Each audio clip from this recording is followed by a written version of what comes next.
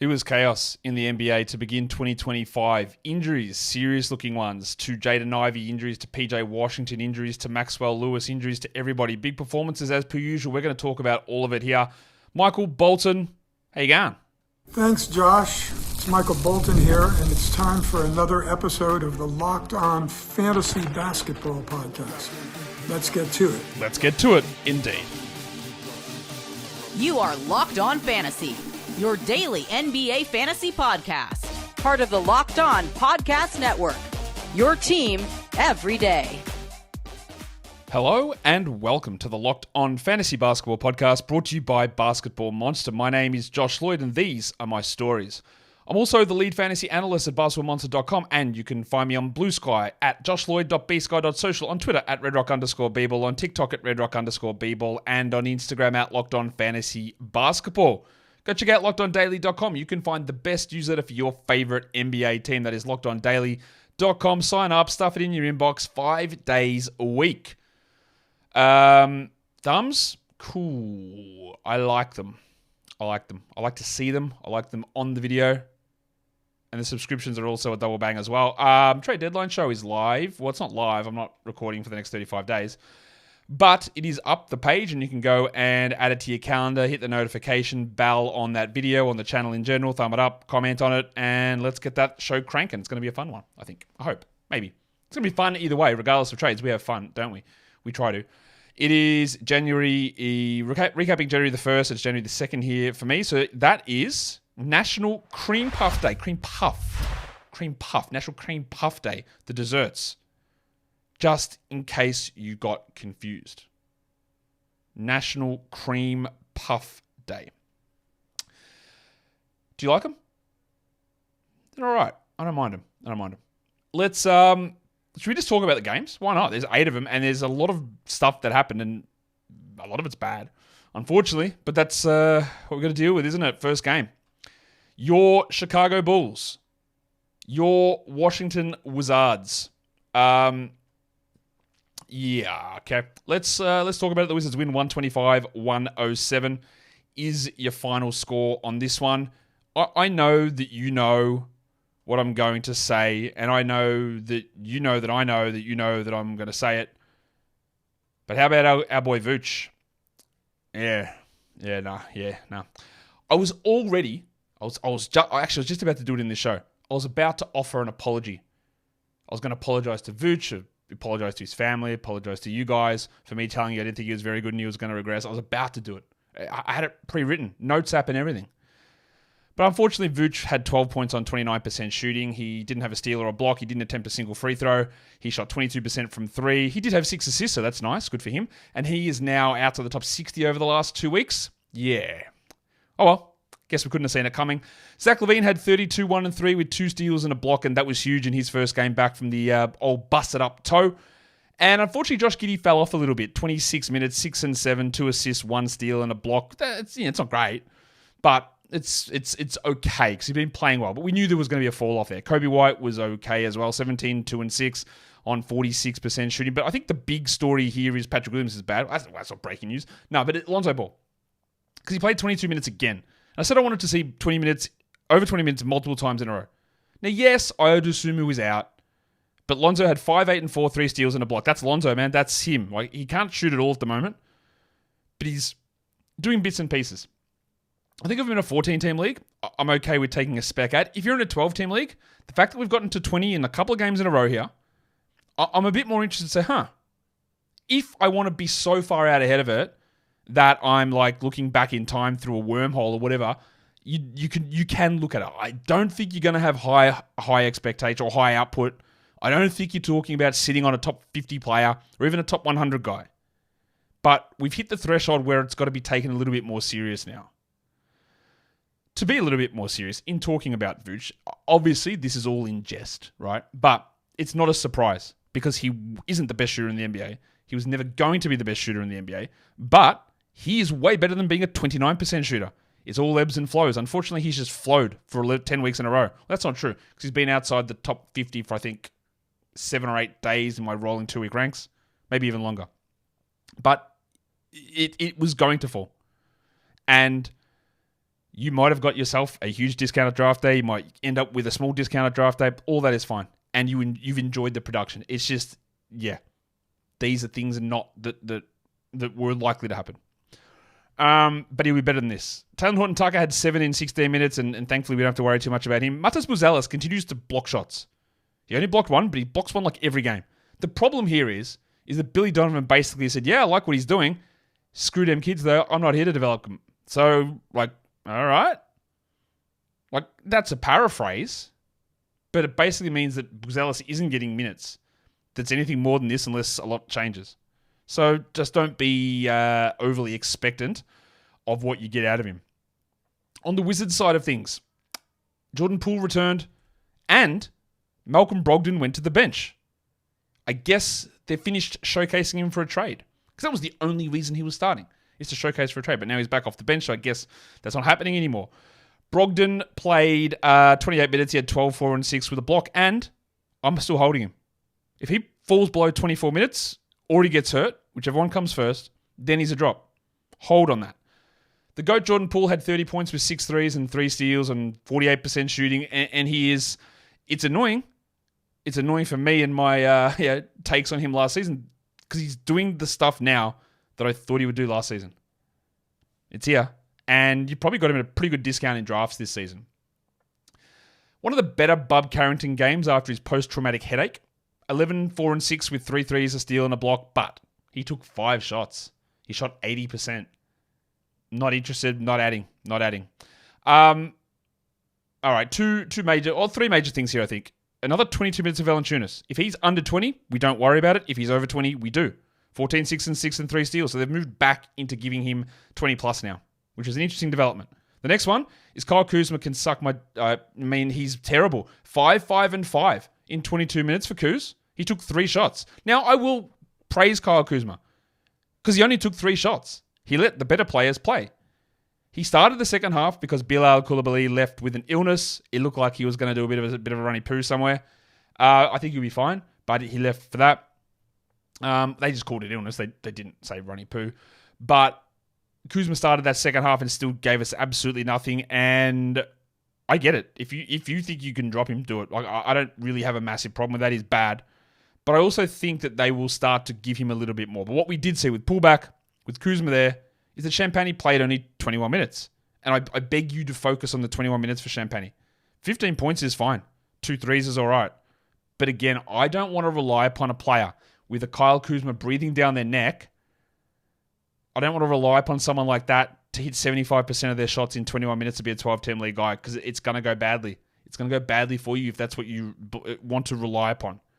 I like to see role and things that make sense in that regard, not weird outlier shooting numbers.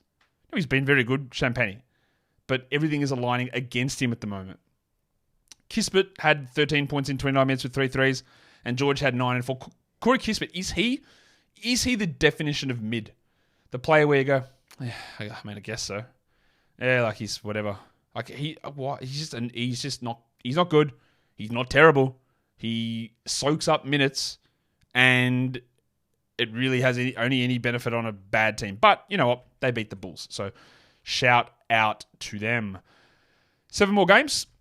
Today's episode, though, is brought to you by Game Time. Yeah, live events, sports, music, comedy, theatre, they're all live, and you can go and see them. And getting those tickets shouldn't be a hassle. In fact, it should be great. You should be preserving your positive energy. You should get your excitement in there and not be weighed down by the annoying process. And I know those annoying processes can be annoying. That's why they're called annoying processes. Game Time makes it easier than ever to get the tickets for your favourite events with their new feature, Game Time Picks. Fluff, filtered, gone, bang, out of there. They just show you the best value tickets on the great seats for the event that you are going to. So with Game Time Picks, you can find these amazing deals. You can even go and see that view from the seat. You choose the seat and you click it and it goes, hey, this is what you're going to see when you get there. Now, of course, there's going to be someone next to you and someone in front of you, but we can ignore that part of it. You can just see the view. Where's the stage? Where's the field? Who's on where doing what? It's all there. So take the guesswork out of buying tickets with Game Time. Download the Game Time app, create an account, and use the code LOCKEDONNBA for $20 off your first purchase. Terms apply. Again, create the account and redeem the code LOCKEDON NBA for $20 off. Download Game Time today. What time is it? Game time. Okay, Next one, that would be probably the right way to go. We're talking about who is in this next game. It is, here it is. It is the Orlando Magic and the Detroit Pistons. We'll talk about Detroit and the, I was going to say potentially serious, the definitely serious injury to Jaden Ivey. The Pistons win at 105-96. I'm just going to take a moment to praise Jalen Suggs. Bro is like cooked. His body is rooted. He's carrying a load. And I love a player who can take on extra load when the other guys go down, like Franz, like Paolo. And then when they return, he's able to shrink back and do the other things. He's malleable. That's a great word. He's scalable. 24, 4-3, 3 steals, 2 blocks, 3 threes. He has been a real revelation this season, I think. Suggs, yeah, he has slumps, he has injuries, he has foul trouble, he has all that sort of stuff. But I think as an on-court player, he's been ridiculously good. Good game from KCP. 21 points, 4 threes, 2 steals, 1 block. Now, my eyes will immediately dart and go, okay, man, he had 20 points. Like, how did we get there? Oh, yeah, 73% shooting. So cool. I like the fact that he got the steals, but we sort of know what KCP is. If you want to stream him in, he is playing well at the moment. That's cool. Like, do it. Stream him, no problem. That's the zone that he lives in. But he's not a must-roster guy. It was also a stinker from Goga. Now, he's allowed to have a stinker. He's been very good. He had 8 points and 23 minutes with 3 rebounds. The 6 assists are nice. I think my worry comes if you're getting cooked by Jalen Duren, that you go, ooh, yeah, that's a bit off. But that's okay. We give him the grace. We hold him for now. But the big question for me is always going to be when Paolo/Franz return, what happens there? Because Goga struggled today, we got more Wendell Carter. Wendell Carter played 17 minutes about 4 games ago as a backup center. And in this one, he played 34 as a starting power forward and then took a lot of those center minutes. He had 15 and 8, 2 steals and a block, and that's one of his best games we've seen in a while. If Wendell was playing 34 a night, we'd be all over it. We'd be smashing it. Like, we go, that's what we want. We love that. We love the minutes. We love the production. But I don't really trust that at all. I don't even trust that he's going to start every game. But if they make the switch between him and Goga, then I'm more into it. Mr. Black. Oh, wow. I just died a little bit inside. What happened then? Mr. Black. He was out again with a back injury. So they started Tristan Da Silva alongside Wendell, and Da Silva did the thing where he is wildly inconsistent, although that's a bit unfair because he was bad for about 20 games and then went very good, bad, bad. So where are we at? 0 points, missed all shots, 6 and 3 rebounds and assists. Streamable, sure. Must roster, absolutely not. Not even in 14s, must. He's fine if you want it. But again, there's going to be inconsistencies here. With him struggling, Caleb Houston got the call. 27 minutes for 3 points, which is it's an interesting distribution of minutes. I don't think we need to worry about it too much.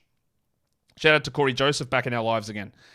The next side of things is the Detroit Pistons, and that was I didn't even talk about Cole Anthony because that reminds me. Cole Anthony played 13 minutes for 8 points. We're not rostering him clearly.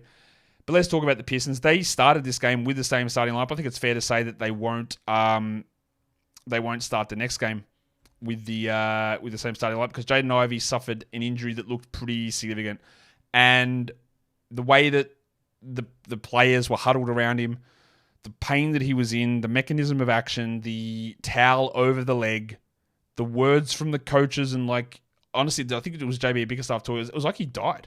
It was like, yeah, we went out and we had to fight because that's what Jaden would have wanted. That okay, and I guess if you want to interpret that you could interpret it is that his 24-25 season is dead, and I don't know this for sure, and maybe by the end of the show we will know for sure. But at this point, you would expect that is. It will require something pretty unlikely for Ivy to play again this season. That's my guess. It just feels and looks and smells and seems like a broken leg, which will end his season and possibly stop the start of next season. That's bad news. Of course, we don't want that to be the case. He had 22 points and 5 threes here. He was playing well. He shot really well.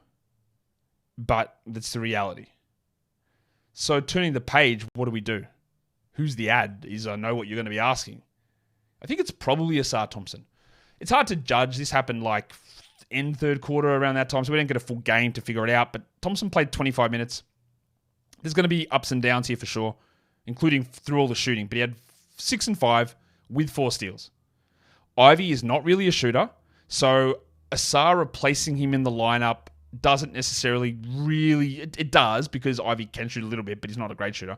But it's not like replacing Tim Hardaway or someone like that. So I think that with Cade, with Toby in that lineup, and with Hardaway, you probably could get away with Asar in there. It could be Malik Beasley, although looking at his game today, I wouldn't be so sure. I think it's probably Asar, and if I was making an ad, Beasley's already probably rostered, I'm guessing, but I would add Thompson. It's not a great way to open up minutes for him, but it's likely what's going to happen. Marcus Sasser also gets into the rotation, I'm guessing now, as an everyday deep league guy, and he would be the clear guy to add in a situation where Cade gets hurt. Because their point guards that aren't Marcus Sasser are literally two-way legend Denise Jenkins. Cade had 19-8-9, with 4 threes, and Duran was really good. I talked about him cooking Gogo. He had 8-10-11 in 26 minutes. Pretty good game. He's been much better of late. Stewart played 21 minutes. He had 7 and 8, and he's all right without anything exciting. And I said Beasley, man, this is the Malik Beasley that I've been cautioning about. Now, obviously, he's been great for the majority of the first 11 weeks. He had 2 points on 0 of 7 shooting. And I think that is now, that brings him to 163rd over the last 5 games. Beasley is a points and threes guy, and if the inconsistency and the coldness comes back, you don't have to roster him. I would hold for now because of the Ivy spot, but yeah, just be aware of it. Timmy Hardaway, 32 minutes for him. He had 12 and 2 on 36% shooting. I don't think we're going to look at him as a 12-10 league guy, because let's also be fair, he's not that good, and we don't really worry about it, I don't think, at this point. But yeah, just stinking news on Ivy, and I'm just continually checking to see if we're actually getting any other news. And we'll see. Next game. Oh, my Raptors. What about them giving me a great start to 2025 with a huge win after an embarrassing loss yesterday? They are starting the new year, new me, all of that stuff, with a big win over the Brooklyn Nets, 130-113. We'll talk about the Nets first. They actually rolled out the same starting lineup. D'Angelo Russell came off the bench. Cam Thomas was out in this game. Let's just talk about... let's talk about Noah Clowney first. And there are goods and bads. Most of it's bad. He hurt his back after a hard fall, didn't return after 3 quarters. That's bad. He had 5 points and took 5 shots and again didn't block a shot. Also, horrendously bad. But he played 28 minutes through 3 quarters. Very, very good. Now, everything I have said about Clowney the way through over since the trade, I think holds. I think it's still going to be really tough in the short term for him to be this awesome or even solid or even usable option. It's probably going to come later on, because just adding D'Lo into the mix with the where does Simmons fit scenario and Clowney finding his feet, it's going to be hard. And now he's hurt. To me, this is always still more of a late January, February sort of a scenario of him actually becoming a better, maybe top 100 ceiling guy. If you want to drop Noah Clowney because he's now out, or I expect that he's out tomorrow, and the production's not very good, do it. It's okay. I would like to probably hold a day or two. You might get an injury designation, you stick him in IL, and we'll see where we go. But yeah, not good. D'Angelo Russell, 26 minutes, 22 points, 8 assists, 1 steal, 2 blocks. I'll say this. D'Angelo Russell was pretty bad in LA. He was not rosterable for the last 6 weeks or so. And the trade we thought would open a lot up for him, and he was a guy that go and grab if he was dropped, and it should work. But I don't think you have to work fast. There's a game tomorrow. I don't think you will find a better situation, a better re-debut, or just debut. I don't think you'll find a better sell high spot. And let me tell you why. People, some reason, believe that D'Angelo Russell can still be good. They will say, yeah, JJ Redick, Darvin Ham, Frank Vogel, they all held him back. The Lakers, they're so stupid. Look what he did, right? Number one.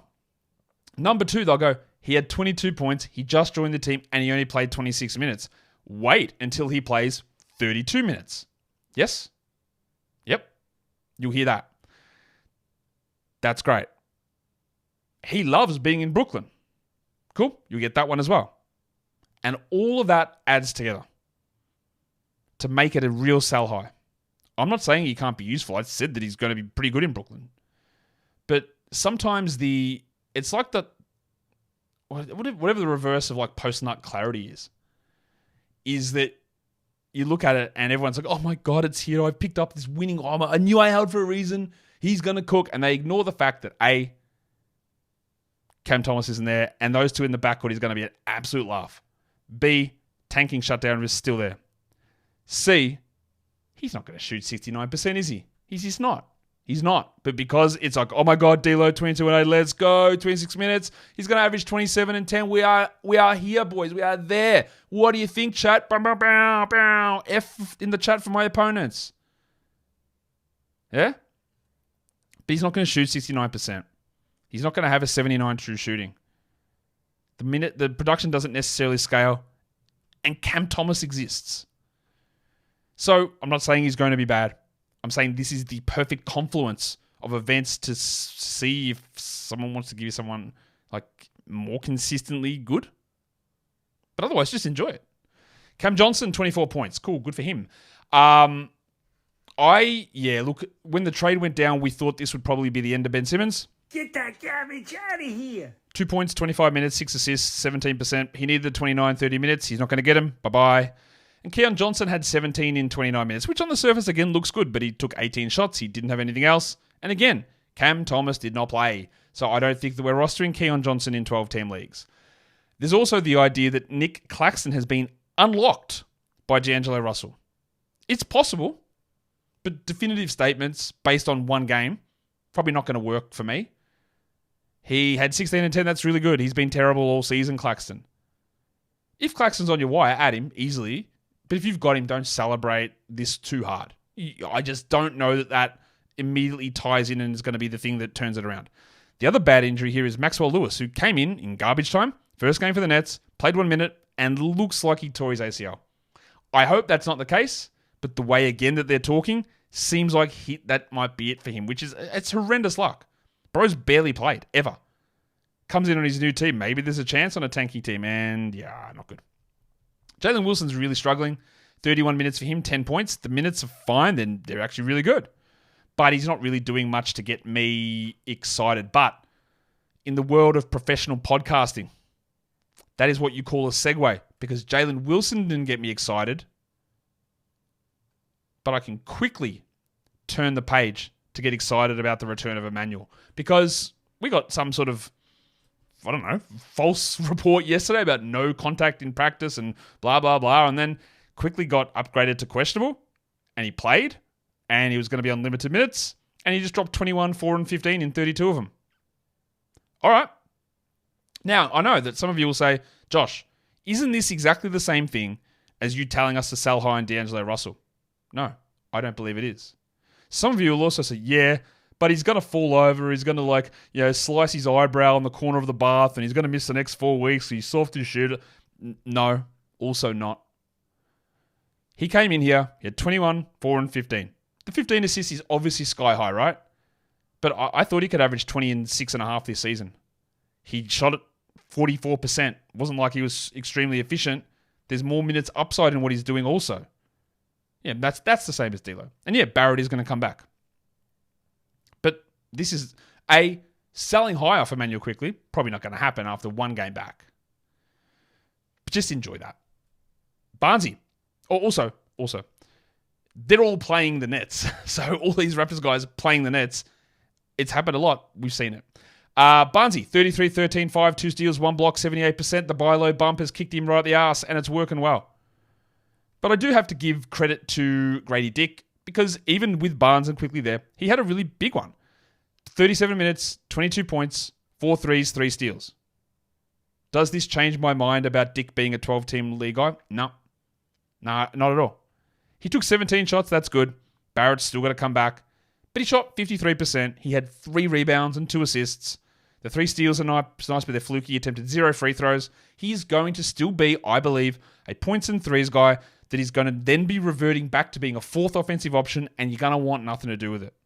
So this is fine. This is solid. It's good. I wouldn't worry about it moving forward. Kelly Olynyk played 14 minutes. See you later. Get that here. And Ochai Agbaji also took advantage of playing the Nets. He had 14 points with 2 threes and 2 blocks in his 37 minutes. But Get that garbage out of here. yeah, it doesn't matter. Agbaji's not very good. Agbaji is now, just let me casually check, over the last 2 weeks, 240th in 28 minutes a night. Yeah, like he's bad, right? And Barrett's going to push him back to the bench, and we don't care. It's a good game, but don't worry about it. Gary Trent III had 11 points with 2 threes in 18 minutes, while Jamal Shed played over Davion Mitchell, which is a gigantic W from Darko, and that means deeper leagues will want to look at what Davion is up to versus what Shed is up to versus what Davion is up to. Today's episode is also brought to you by FanDuel Sportsbook. The NFL playoffs are almost here, but it's not too late to get in on the regular season action with FanDuel, America's #1 sportsbook. Right now, new customers can finish the season strong with $200, $250 actually, in bonus bets when you win your first $5 bet. Easy ways to pick up W's. Who's going to score a touchdown? How many points is the team going to score? How many points are going to be scored in the game? The easy who's going to win. The easy spread stuff, the parlays, the multis, which is the same thing as a parlay, but the props is also there, the futures. It is all there over at FanDuel. So join FanDuel.com today. Sign up at FanDuel.com and get a chance to win $250 in bonus bets. Make every moment more with FanDuel, an official sportsbook partner of the NFL, and don't forget to gamble responsibly. All right, on to the next one. It is the New Orleans Pelicans up against the Miami Heat. The Pelicans trotted out the same starting group, which they've been doing that for a while now, and they end up with the same result they've been getting for a while, a loss. 119-108 is the final score there. The Pelicans' best player, Trey Murphy, had 34, 4, and 3. He hit 5 threes, and he played 39 minutes. He shot the ball a lot, 24 times, which I think he's good, but that's probably a bit too much.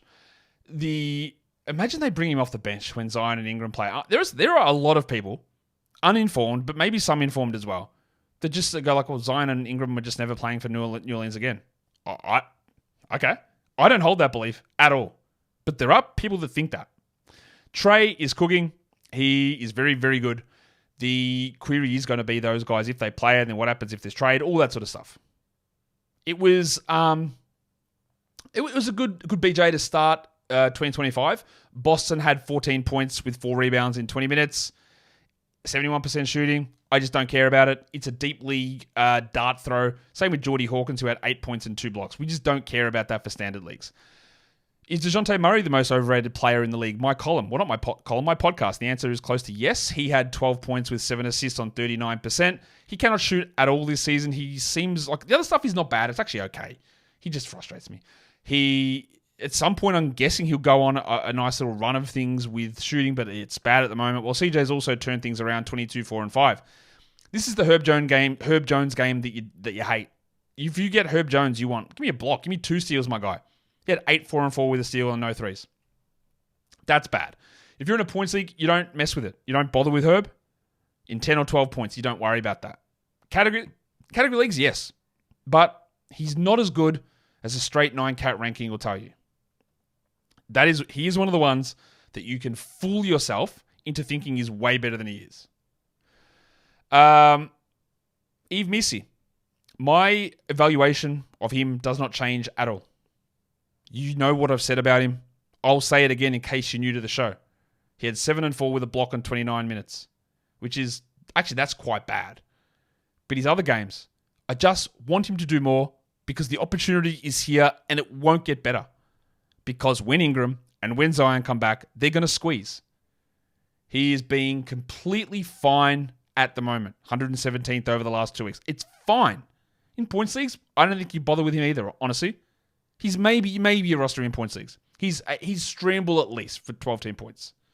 For category leagues, we are holding, but again, I just don't see this big upside coming. I don't think there's much more on that Pelican side of things. Let's go. Oh my God, here we go. Let's go to the Miami side of things. They made some changes. General Soreness was back. He returned. He started Jimmy Butler. That meant Kevin Love moved to the bench and Duncan Robinson also returned while Terry Rozier served his 1-game suspension. So let's have a quick check on Jimmy, who is desperately working with his agent to deny trade request rumors or trade rumors or reports that are out there. He's trying his very hardest to get rid of all those things. He had this terrible stomach illness. He had to work his way back into conditioning, and now he's back and he's ready to show everybody just how good he is. Contract year, Jimmy, it's all there. We're all ready to go. This guy's no. 9 points in 25 minutes. 5 shots. Jimmy, we're leaving quiet quitting in 2024. I don't know if you heard. We're leaving it in 2024. I almost said a word that would probably get me cancelled. Like I said the other day, if there is a problem with every team you are on, maybe the problem's you. 9-4-2, 5 shots. Didn't want to touch him in drafts this year. He's old. He's banged up. He is, to put it kindly, cantankerous. And do we think he's just going to become awesome on a new team? I actually just think he might be sort of. I think he might be washed a little bit. Bam had 23, 9, and 10, and it's been pretty rough for Bam over the period. Well, the period of time is the entire season, to be honest. But that's a good game, and Hero had 32 with 5 threes. Good games. Dunky Robinson was good. I don't trust it, nor do I trust Haywood Highsmith or Alec Burks or Jaime Jaquez Jr. But these good minutes, I think 3 in a row for Little Chungus, Nikola Jovic. He only had 8 points.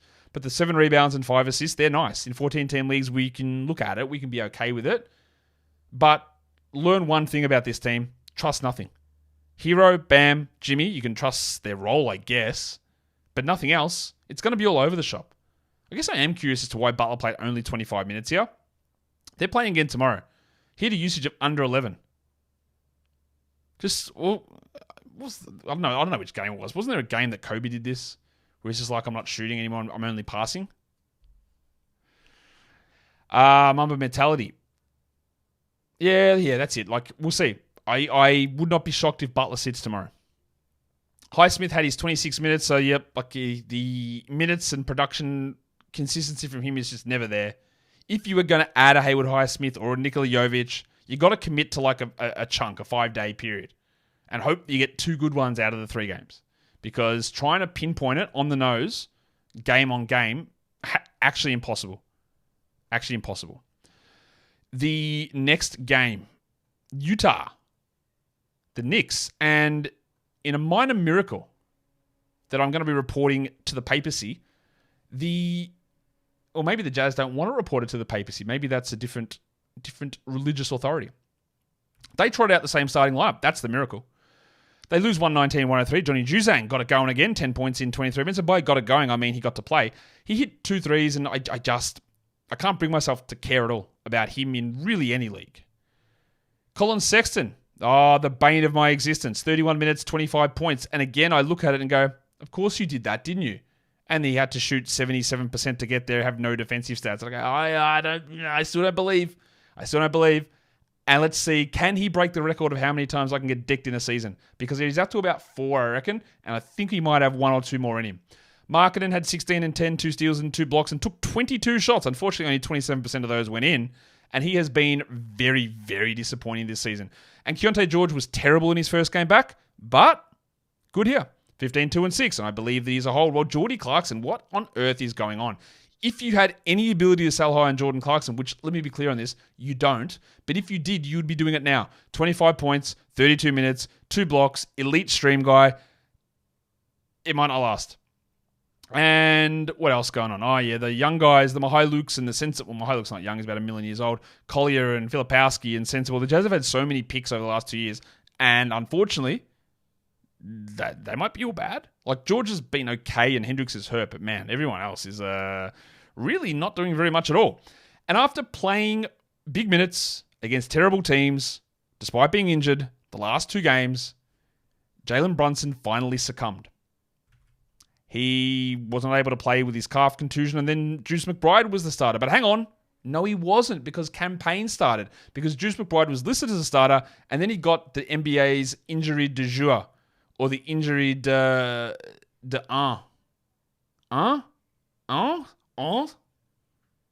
ANS. Yeah, that's years. Anyway, the injury of the year, tightness. Hamstring tightness. So he pinned his hamstring in warm-ups, basically. And they'll come out and they'll say hamstring strain. They'll change it just subtly on the injury report in 3 days. Maybe not, but I'm sure one of you eagle-eyed legends out there will see that if they do that or not. So it was Payne that started, because we're all ready to stream in Juice McBride here. And you should have. It is, and this is where, again, we can beat ourselves up. If you're an arsehole, you can beat up an analyst who might have told you something to do by adding a guy, because it is the 100% correct decision to have streamed in Juice McBride. 100%. Hey, Brunson's out. McBride is starting. Oh, what a perfect... That is absolutely the right decision to make. Just because he was a late scratch with a hamstring tightness does not mean that it was wrong. Because it is actually impossible to have known that. So if you added McBride, you did the right thing. And we're about positivity, mostly. We're about positivity here. So you did the right thing. Some things just go, what am I going to do about it? What can I do? Unfortunately, it didn't end up being right, but you made the right decision. And separating those two things, I think, is key to all decision-making processes. As for Payne, 9 assists and 3 steals is good. 22% isn't. If Brunson misses more time, and honestly, I don't think he will, you can look. They've got a back-to-back, so maybe he sits one of them. You could look to stream Payne, but now that McBride's probably going to miss also, there's a little bit more of value in him. Towns played 37 minutes. He had 31, 21, and 4, which is huge. And, of course, who are they playing against? Oh, the Jazz. And how much did they win? By 16 points. So, of course, Josh Hart plays 45 minutes. He had 15, 14, and 12. What are you talking about? Why'd you criticise Tibbs, mate? They were in the games. These guys can play all these minutes if they want. Karl Malone actually did it for 25 years. It's very easy to do. I don't know, mate. More coaches to do it like Tibbs. Back-to-back triple-doubles from Josh Hart. I would say sell high, but no one's going to give you this value. No one's going to give you top 50 for it. So just enjoy it. Anunoby and Bridges both popped in 20-plus points, 22 and 3 with 3 steals and 2 blocks for the Jedi. And Bridges had 27, 1 and 0 on 71% and 63%. Look at those shooting numbers. This team shot 55% as a team. So they cooked. But yeah, what's the fantasy takeaway? I don't really know how much there is, to be honest, apart from we're just watching the Brunson/McBride situation develop. The next game up, we're going to... What is this one? It's in Houston. As the Mavericks fall to the Rockets, Kyrie returned. Grimes went to the bench. Klay Thompson returned. Jaden Ivey went to the bench. And Derek Lively returned. So Daniel Gafford went to the bench. But it wasn't enough. Lively played only 20 minutes in his return, but 8, 6, and 6 with 1 steal and 4 blocks is bloody good. Just make sure he's rostered. So what did that mean for Dan Gafford? Well, unfortunately, he played only 12 minutes, which in a game where Lively plays 20 and PJ Washington gets hurt, that is extremely disappointing. And you should be on the phone to your broker in order to jack him off. Get that garbage out of here. We said 20 minutes of plus of Gafford is fine. 11 is not. Bye. Grimes was pretty good here. 17, 5, and 3. Off the bench in 30 minutes. He outperformed Dinwiddie, who stunk. 8 points on 7 shots. My opinion on who I want doesn't change. I'm still going to stick with Dinwiddie. Grimes is okay. You have him in 14s, definitely, and you probably stream him in 12s. But I'm not going to flip-flop and go, well, Grimes is now the guy over Dinwiddie based on this. Klay was pretty good, but his ceiling is very capped. 16 points and 4 threes, while Irving had 16 and 7, 3 steals and 2 blocks. The worry's got to be here, PJ. Knee sprain, they called it. I don't know that it's anything serious, but you never like to hear those words. 6 points in 16 minutes. That meant that Maxi Kleber started the second half. And Maxi used to be a really good fantasy player. Not anymore. He did have a steal and a block and a 3. That's a 1-1. And he played 30 minutes, actually. And, his body being able to play 30 minutes is pretty ridiculous. But check his usage. Just for the season, I think his usage is about 8%. It's like Tom Thibodeau center-esque. Deeper leagues, you take a look at it. But overall, what would happen if PJ is out long-term? You grab Najee Marshall. Yes, he's currently suspended. But he would be the guy to stream in that scenario if that is in fact what happens. And we don't know that it will be. But we keep an eye on it. And maybe if you want to stash Naj in an injured slot, you can do it. The Rockets, you'll be shocked to know they trotted out the exact same lineup. There was no Amen Thompson. There was no Tari Eason again. Was that 7 or 8 in a row? Not good, man. It's really, really worrying. And they're leaving it to the last minute every game, which is frustrating. They did that last year, and then I was like, yeah, Schumer. Hopefully we don't have that problem. Someone said, one of the medical legends that watch this show, that when you have tumors removed from a bone like that, it can lead the bone to become weakened, which makes a lot of sense. So maybe it's not a tumor benign growth problem again, but just might be a leg issue or bone weakening, which brings on the fear of like a stress reaction. Şengün had 23, 6, and 4 with 6 steals, so you love to get those bonus steals, while VanVleet just the casual 42 minutes. Now, of course, he had 5 points on 13%, so that's going to hurt, and you're going to hate that. But I'd also just look a little deeper. 5 rebounds, 7 assists, and 5 steals. That's okay. Brooksy continues to be really good, and Dylan Brooks, honestly, is a 12-team league stream guy for now. Cam Whitmore also did well, but he is incredibly empty. 18, 3 rebounds. He shot 78%. Yes, Amen and Tari are out, so for the short term, Whitmore can be streamable, probably more 14 than 12, but he's streamable. But this is not a long-term breakout scenario. Even if we hear the worst news on Tari Eason, I don't think that Whitmore would become an automatic 12-team league guy. I don't think he would. It's a one-category scenario that requires elite shooting to actually bring us to the right zone. All right, on to the next game. The Atlanta Hawks go to Denver to take on the Nuggets. A couple of guys returning for Atlanta. Dyson Daniels moved back into the starting lineup. Vic Krejci moved to the bench, while Garrison Matthews, Gary Bird, was a replacement for an injury that sort of cropped up out of nowhere, but it's been sort of lingering all season, Jalen Johnson. He's had this shoulder issue for a while, and occasionally just sits out a game, and then he comes back the next one. But they started Garrison Matthews, which I didn't really think that's the direction they'd go. I thought they might try David Roddy, but then I remembered he's the worst player in the NBA. So they went with Gary Bird instead. Regardless, without Jalen Johnson, they're pretty rooted because they don't really have someone to play that position. Let's do a quick check-in on DeAndre Hunter, the world's best shooter. 20 points on 50% shooting. So, yeah, I guess still unbelievable. 60% from 3.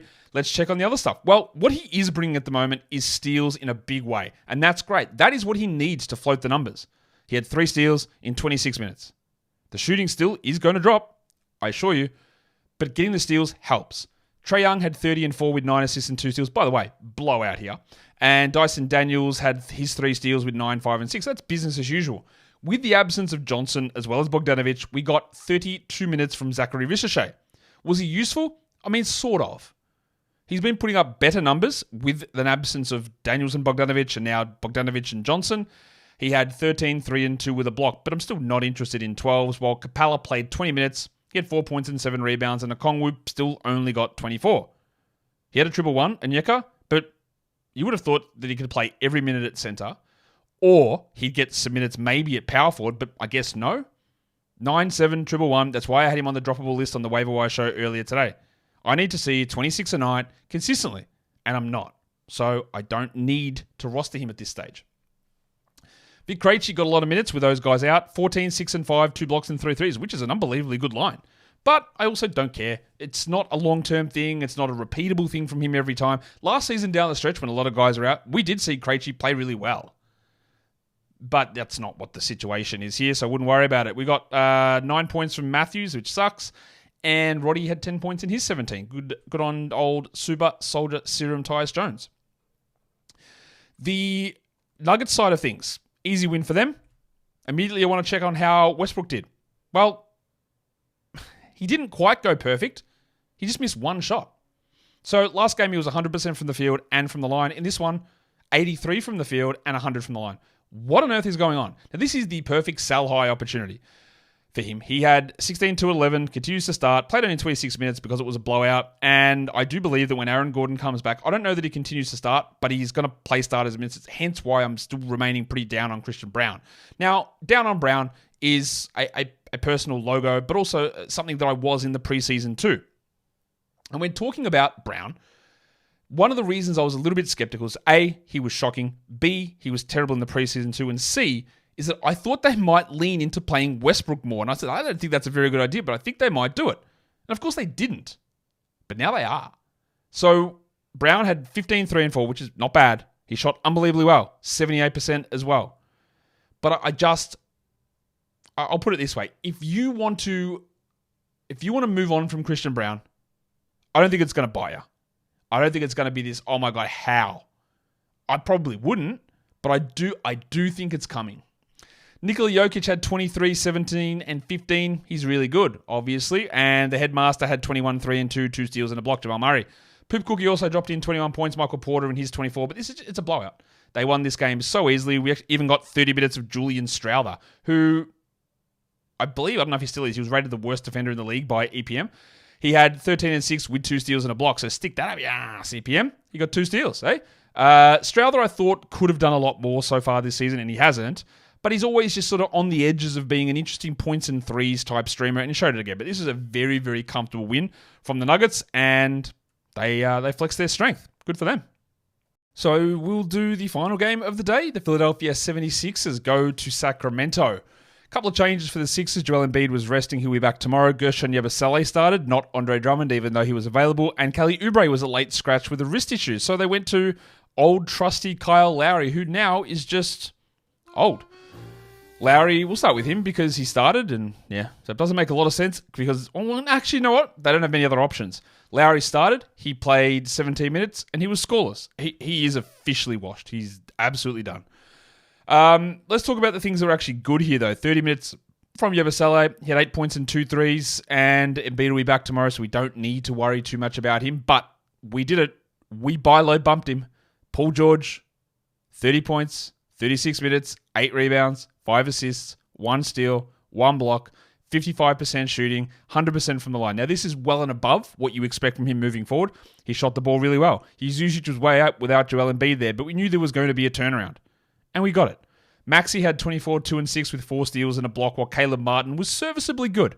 12, 7 and 4, 3 steals and a block. But it is worth remembering, Embiid and Oubre were both out, and that is what enabled this to happen. He is a stream-level guy, I think, and more of a 14-team league player. Drummond had 10 and 9, and even with Embiid out, he's just not interesting. While Eric Gordon's the guy that really got the starter's role, I guess, with Oubre out. 14 points and 3 threes. I don't think that we need to be doing much with him outside of like the very, very deep leagues.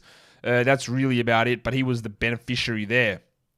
The interesting thing, or the more interesting thing, I think, is what happened in Sacramento, because Keegan Murray, who we talked about how bad he has been, he was out with an ankle problem, and they just went small. DeMar DeRozan was their starting power forward, and that meant that they started Keon Ellis. So we'll just start there, because Ellis played a whopping 38 minutes.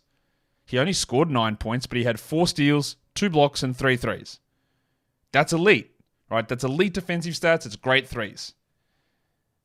But is there any way that we look at this and go, yeah, 38 minutes feels like it's what will happen? No, it's not. 20 minutes? 24 minutes? Maybe. Maybe Doug Christie has woken up that they need some defense in this lineup. I can't see any scenario in which Ellis plays over DeRozan or Ellis plays over Murray. But if you want to stream him in for defensive stats, understanding that's what you get, have a look at it. Fox had 35 with 4 assists, and Sabonis had 17, 21, and 7. Good games from both of those players. Pretty standard stuff. And Monk was good as well, 20 with 6 assists. But the DeMar DeRozan struggle fest continued. I think his back is really causing a problem. He's also older and the fit is weird, but whatever. 32 minutes, 18 and 5 with 1 assist. At least he shot the ball better here, but still no threes. And honestly, if you just looked at his numbers over the last 3-4 weeks, you'd go, why would I roster this player? Now, of course, you still roster him. But not a top 150 guy over the last 2 weeks. He's outside the top 50 now on points per game for the season too. Fantasy points per game. Trey Lyles also played really well. They used an incredibly small rotation. 31 minutes for Lyles, 12 and 7, 4 threes and 2 steals. I thought he would be a chance to start with Murray out, but they basically used 6 players. Vanderpants played 18 minutes, McDermott played 9, and Len played 6. No Jay Crowder, who for some reason they signed. No McLaughlin, Murray was out, and all the G League guys, the Isaac Joneses, Isaac Crawford, Colby Jones, nobody played. Doug Christie just lent heavily into that group, and even Mike Brown lent heavily into the starters, but they went a step further. If Murray is out, yes, you stream Ellis, and yes, I think Trey Lyles is probably going to be worth a stream in that scenario. But of course, I don't know if that scenario is going to be the real scenario. It's going to be something that continues. I don't know about Murray. It doesn't appear to be anything serious, but we just keep an eye on it. Let's dish out some awards. The monstrous line of the night, we're going to Denver, shockingly enough, to Nikola Jokic, 32 points, 17 rebounds, and 15 assists. Another absolutely gigantic game from him. The waiver wire line of the night, the under-rostered player who performs really well, it's Kentavious Caldwell-Pope. Big game from KCP, 2 steals and a block with 21 points. He shot elite numbers to get there. He's a stream guy, not a must-roster player. Your young gun of the night, the best first or second year NBA player, it's Derek Lively. 8.6 rebounds, 6 assists, and 4 blocks in only 20 minutes. He had a little bit of foul trouble, so I would expect those minutes to shoot straight back up. And the dud of the night, well, it's his teammate, unfortunately. Spencer Dinwiddie gets the nod, 8 points, 1 rebound, and 2 assists for Big Spence. I am holding him, though. I'm not ready to make a move and drop Spencer Dinwiddie. Your top 6 players across category leagues and points leagues for the day. Number 1 was, if I can actually find where I am on this sheet. Yeah, I found it. Number 1 was, of course, Nikola Jokic. Number 2, Scotty Barnes, Karl Anthony Towns, Bam Adebayo, Paul George, and De'Aaron Fox. Your top 6 waiver wire players. Number 1 was Kentavious Caldwell-Pope. That's not actually the right graphic. What is that? I have no idea what happened to that graphic, and I'm just going to get this show out, so I'll just tell you who the top 6 were. Kentavious Caldwell, why don't you just tell me the movie you want to see? Kentavious Caldwell-Pope, Caleb Martin, Keon Ellis, Carlton Bub Carrington, O'Shea Abaji, and Trey Lyles are your top 6 waiver wire guys. Lyles, like I just said, and Ellis, you can stream those guys in. KCP is a streamable player, so is Caleb Martin while players are up. A lot of these guys are just very fringy, taking advantage of other players' absences. Your top 6 Yahoo Points League players. Nikola Jokic, Karl Anthony Towns, Barnesy, Scott, of course, Bam Adebayo, Trae Young, and Alperen Şengün. And lastly, for ESPN Points Leagues, your top 6 players. Number 1 was Barnes, followed by Jokic, Towns, Adebayo, De'Aaron Fox, and Emmanuel Quickley. There were quite a few players that left the games injured today, so let's just do a quick wrap-up on those. Jaden Ivey in what looks like a really serious injury and probably a broken leg and probably season over. Asar Thompson's the guy that I look to there, along with Malik Beasley and then Tim Hardaway and Marcus Sasser in deep leagues. PJ Washington left with a knee sprain. Muxie Kleber replaced him. I'm not that interested in Muxie. Najee Marshall's only got 1 game left of his suspension. He'd be the guy I'd look to. Noah Clowney left with a back injury. Not sure if it's a serious one. I don't think he plays tomorrow. Jalen Wilson and Day'Ron Sharpe both get bumps in that scenario. And then Bilal Coulibaly left with an illness. That means that there's a little bit of extra room for Justin Champagny. But of course, Kyle Kuzma's going to come in and play those minutes. And Brogdon's going to do his thing too. And Brogdon's the guy to roster as well as Kuzma over Champagny in that particular spot. And that is it. National Cream Puff Day is over for me. Well, is it? No, I've got a few hours left for Cream Puff Day. We'll see how I celebrate. But you guys can celebrate by, I don't know, do whatever you need to do. Thumb it up the video, maybe. Subscribe, leave your comments down below. And let's keep the positivity rolling to ourselves. Sometimes you need to be negative. We know that. It's not all rainbows and fluffy bits. It's we just need to be taking care of ourselves. And one of the first steps to that is just acknowledging a good thing. Make it small, make it simple. It's so easy. It's hard, but it's easy. Guys, we are done here. Thank you so much for listening, everyone. See ya.